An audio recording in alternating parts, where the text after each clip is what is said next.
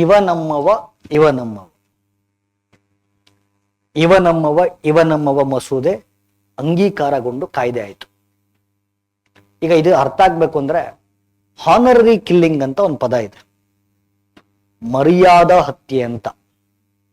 ಕನ್ನಡದಲ್ಲಿ ಮರ್ಯಾದಾ ಹತ್ಯೆ ಅಂದ್ರೆ ಸರ್ ನಮ್ಮ ಮರ್ಯಾದೆ ಕಳೆದು ಬಿಡ್ತವೆ ಅಂತ ಹೇಳಿ ಕುಟುಂಬದವರೇ ಕೊಲೆ ಮಾಡೋದು. ಆಯ್ತಾ? ಈಗ ಫಾರ್ ಎಸ್ಪೆಷಲಿ ಮರ್ಯಾದಾ ಹತ್ಯೆ ಎಲ್ಲಿಗಾಗುತ್ತೆ ಅಂದ್ರೆ, ಈಗ ಒಂದು ಹುಡುಗ ಲವ್ ಮಾಡ್ತಿರ್ತಾರೆ ಅಂತ ಇಟ್ಕೊಳ್ಳೋಣ, ಡಿಫ್ರೆಂಟ್ ಕಾಸ್ಟ್, ನಮ್ಮ ಜಾತಿ ಮರ್ಯಾದೆ ಹೋಗುತ್ತೆ, ಕುಟುಂಬದ ಮರ್ಯಾದೆ ಹೋಗುತ್ತೆ, ಘನತೆ ಗೌರವದ ಮರ್ಯಾದೆ ಹೋಗುತ್ತೆ ಅಂತ ಹೇಳಿ ಆ ಮರ್ಯಾದೆಗೋಸ್ಕರ ಕೊಂದ್ರೆ ಅದನ್ನ ಮರ್ಯಾದಾ ಹತ್ಯೆ, ಹಾನರರಿ ಕಿಲ್ಲಿಂಗ್ ಅಂತ ಕರಿತೀವಿ. ಆಮೇಲೆ honorary killing is always done by family persons. ಆಯ್ತಾ? ಸೊ ಇದನ್ನ ತಡೆಗಟ್ಟುವಂತ ಮಸೂದೆ ಇವ ನಮ್ಮವ ಇವ ನಮ್ಮವ. ಆಯ್ತಾ? ಈ ಮಸೂದೆಯಲ್ಲಿರ್ತಕ್ಕಂಥ ಒಂದಷ್ಟು ಅಂಶಗಳು ಒಂದೊಂದೇ ಹೇಳ್ಕೊಂಡ್ ಬರ್ತೀನಿ. Okay okay listen. ಒಂದು, ಹಾನರರಿ ಕಿಲ್ಲಿಂಗ್ ಅಂದ್ರೆ ಮರ್ಯಾದಾ ಹತ್ಯೆಯನ್ನು ತಡೆಗಟ್ಟುವುದು, ಈಗ ತಾನೇ ಹೇಳಿದೆ.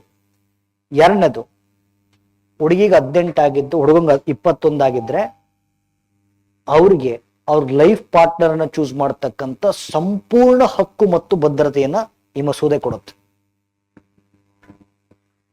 ಈಗ ಯೂಶಲಿ ಹಾನರರಿ ಕಿಲ್ಲಿಂಗ್ ಆಗದೆ ಅದಕ್ಕೆ.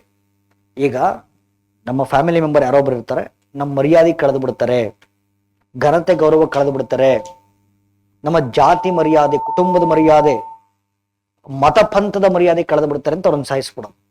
ಹಾಗಾಗಿ ಕಾಯ್ದೆ ಏನ್ ಹೇಳುತ್ತೆ, ನೀವು ಅಡಲ್ಟ್ಸ್ ಆಗಿದ್ರೆ ನಿಮ್ಮ ಲೈಫ್ ಪಾರ್ಟ್ನರ್ನ ಚೂಸ್ ಮಾಡ್ತಕ್ಕಂಥ ಕಂಪ್ಲೀಟ್ ಫ್ರೀಡಮ್ಮು ಪ್ಲಸ್ ಸೆಕ್ಯೂರಿಟಿ ಈ ಕಾಯ್ದೆ ಕೊಡುತ್ತೆ. ಆಯ್ತಾ? ಅದಾದ್ಮೇಲೆ ಮೂರನೇ ಅಂಶ, ನೀವೇನಾದ್ರೂ ಮರ್ಯಾದೆ ಹೋಗುತ್ತೆ ಅಂತೇಳಿ ನಿಮ್ ಫ್ಯಾಮಿಲಿ ಪರ್ಸನ್ ಮೇಲೆ ನೋಡಿ, ಫಿಸಿಕಲ್ ವೈಲೆನ್ಸ್, ದೈಹಿಕ ದಬ್ಬಾಳಿಕೆ ಅಥವಾ ದೈಹಿಕ ಹಿಂಸೆ, ಓಕೆ, ಅಥವಾ ನೋಡಿ ಹಂಗಂತ ಈಗ ಒಡೆಯೋದು ಬಡಿಯೋದು ಮಾಡ್ಬೇಕು ಅಂತಾನೆ ಏನಿಲ್ಲ.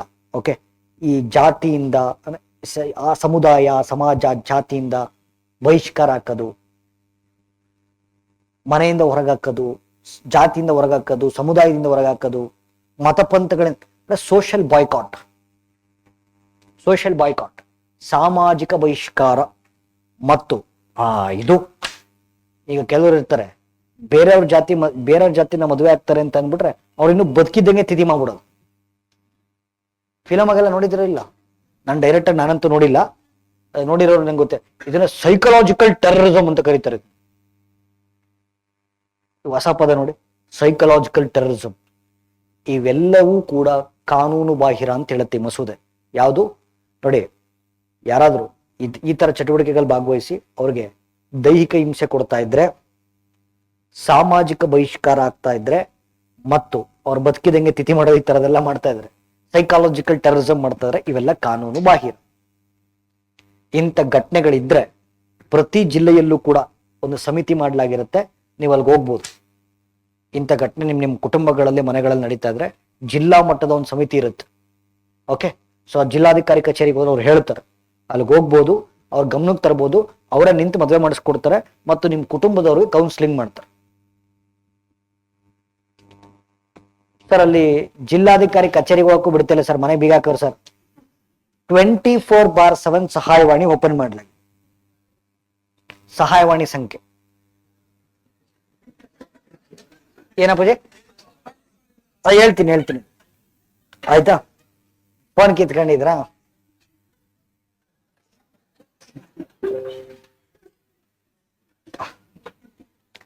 ಆಮೇಲೆ ಪೊಲೀಸ್ ಸ್ಟೇಷನ್ಗೆ ಹೋಗಿ ನೀವು ಕಂಪ್ಲೇಂಟ್ ಕೊಟ್ರೆ ವಿತಿನ್ 6 hours ಅರೆಸ್ಟ್ ಮಾಡಲೇಬೇಕು ಯಾರು ಸಂಬಂಧಪಟ್ಟವು, ವಿತಿನ್ 6 hours.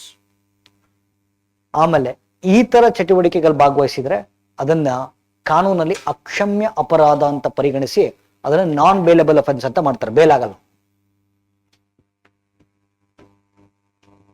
ಬೇಲಾಗಲ್ಲ. ಅಲ್ಲಿ ಬಾಸ್ತು ಪಕ್ಕದ ಸೆಲ್ ಖಾಲಿ ಇದೆ, ಅಲ್ಲಿ ಬೇಲಾಗಲ್ಲ.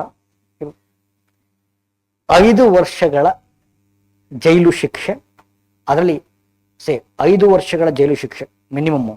ಆಯ್ತಾ?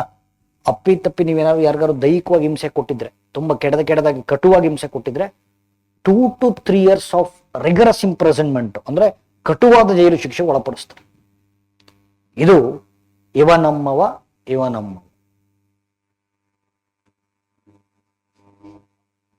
ಆಯ್ತಾ? ಬಟ್ ಅಫಿಷಿಯಲ್ ಆಗಿ ಇದು ಬಿಲ್ ಹೆಸರಿಟ್ಟಿರೋದು. ಅಫಿಷಿಯಲ್ ಆಗಿ ಅದಕ್ಕೆ ಏನಂತ ಹೆಸರಿದೆ ಗೊತ್ತಾ? ನೋಡಿಲಿ, Karnataka freedom of choice in marriage and prevention and prohibition of crimes in the name of honour and tradition act 2026. 2 ಮಾರಿದೆ ಹೆಸರಿದೆ. Okay, Karnataka freedom of choice in marriage and prevention and prohibition of crimes in the name of honour and tradition act. Clear ಆಗಿ ಗೊತ್ತಾಯ್ತಾ ಇಲ್ಲ? ಆಯ್ತಾ? But ನೋಡಿ, ಇರಲಿ, ಏನು ಈ ತರದ ಫ್ರೀಡಮ್ ಎಲ್ಲ ಕೊಡ್ತಾರೆ ಅಂತ ಅನ್ಬಿಟ್ಟು ಮಿಸ್ಯೂಸ್ ಮಾಡ್ಕೋಬಾರ್ದು. ಆಯ್ತಾ? ನೋ ಮಿಸ್ಯೂಸ್ ಮಾಡ್ಕೋಬಾರ್ದು. ಯಾಕೆಂದ್ರೆ ನಂದು ಒಂದು ಸಜೆಷನ್ ನಾನು ನಿಮ್ಗೆ ಏನ್ ಹೇಳ್ತೀನಿ ಅಂದ್ರೆ, 21-22ನೇ ವಯಸ್ಸು ಹುಡುಗರು ನಾನು ಹೇಳೋದು. ಓಕೆ, 21-22ನೇ ವಯಸ್ಸು ಸರ್, ನಿಮ್ಮ ಡಬಲ್ ಏಜ್ ಆಗಿರುತ್ತೆ ನಿಮ್ಮ ಪೇರೆಂಟ್ಸ್ಗೆ, ಆಗಿರುತ್ತೆ ಇಲ್ಲ? ಓಕೆ, ಅವ್ರ ಜೀವನದಲ್ಲಿ ಅನುಭವ ಆಗಿರುತ್ತಲ್ಲ ಅಷ್ಟು ನಿಮ್ಮ ವಯಸ್ಸಾಗಿರಲ್ಲ. ಅವ್ರ ಲೈಫಲ್ಲಿ ಎಕ್ಸ್ಪೀರಿಯನ್ಸ್ ಆಗಿರುತ್ತಲ್ಲ ಅದು ನಿಮ್ಮ ಏಜ್ ಆಗಿರಲ್ಲ. ನೀವು ಡಿಸಿಷನ್ ತಗೊಳ್ಳೋದಕ್ಕೂ ಅವ್ರ ಡಿಸಿಷನ್ ತಗೊಳ್ಳೋದಕ್ಕೂ ಬಹಳ ವ್ಯತ್ಯಾಸ ಇದೆ. ಓಕೆ, ನೀವು ಈ ಥರದ್ದೆಲ್ಲ ಈ ಡಿಸಿಷನ್ ತಗೋಬೇಕು ಅಂತಂದ್ರೆ ನಿಮ್ಮ ಕಾಲ ಮೇಲೆ ನೀವು ನಿಂತ್ಕೊಂಡಿರ್ಬೇಕು, ಉನ್ನತ ಹುದ್ದೆಲಿರ್ಬೇಕು, ಹಣ ಗೌರವ ಎಲ್ಲ ಸಂಪಾದನೆ ಮಾಡಿರ್ಬೇಕು.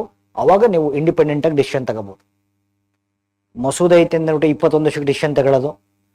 ಈಗ 18 ಆಗಿರುತ್ತೆ ಹೆಣ್ಮಕ್ಳಿಗೆ, ಗಂಡು ಮಕ್ಳಿಗೆ 21 ಆಗಿರುತ್ತೆ. ಹುಡುಗಿಗೆ 18 ಆಗೋದಕ್ಕೆ ಒಂದಿನ ಬಾಕಿ ಇರುತ್ತೆ, ಹುಡುಗಂಗೆ 21 ಆಗೋದಕ್ಕೆ ಒಂದಿನ ಬಾಕಿ ಇರುತ್ತೆ. ಅದನ್ನೇ ಕಾಯ್ಕೊಂಡು ಕುತ್ಕೊಂಡಿರೋದು. ಈ ಕಾಯ್ದೆ ಜಾರಿಗೆ ಬರುತ್ತೆ, ಅಂತರ್ಗೆಲ್ಲ ರೂಲ್ ಮಾಡಿರೋದು ಇದು. ಅಂತರದೆಲ್ಲ ಏನೇನಾಗಿದೆ ನೋಡಿದಿರಲ್ಲ, ಓದ್ತಿರಲ್ಲ ಪೇಪರಾಗೆಲ್ಲ. ನೋ ಕರೆಕ್ಟಾಗಿ 18 ಆಯ್ತು ಒಂದು ಮದುವೆ ಆಗ್ಬಿಡೋದು, 21 ಆಯ್ತು ಒಂದು ಮದುವೆ ಆಗ್ಬಿಡೋದು. ಲಾ ಹಿಂಗೆ ಹೇಳುತ್ತೆ ಅಂತ ಬಂಡವಾದ ಮಾಡೋದು.